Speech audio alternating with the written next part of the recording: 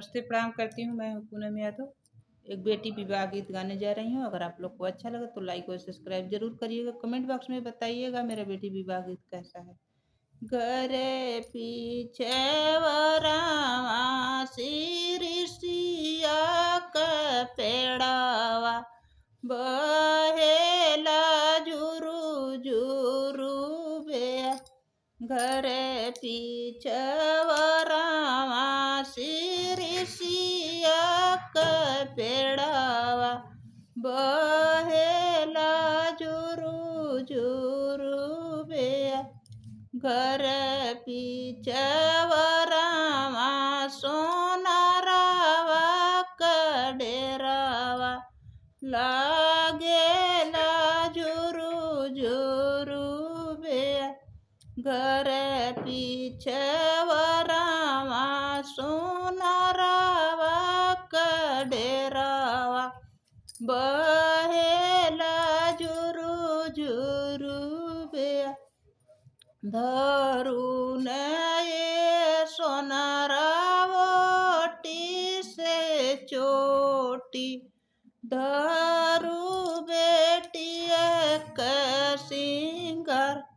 धरून ये सोनारावटी से चोटी धरू बेटी एक सिंगार। धरून ये सोनारा सोने कटी कुलिया झलक बेटिया कलीला। धरून ये सोनारावटी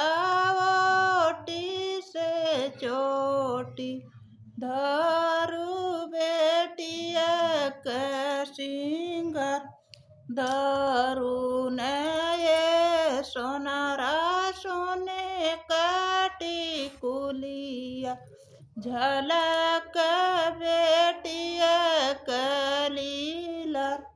ओढ़ी पहिरी बेटी चौके बैठली तबो बेटी मनावा मालिन।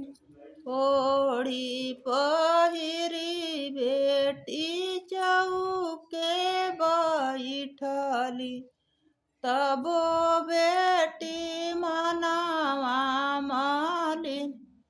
ओढ़ी पहिरी बेटी चौके बैठली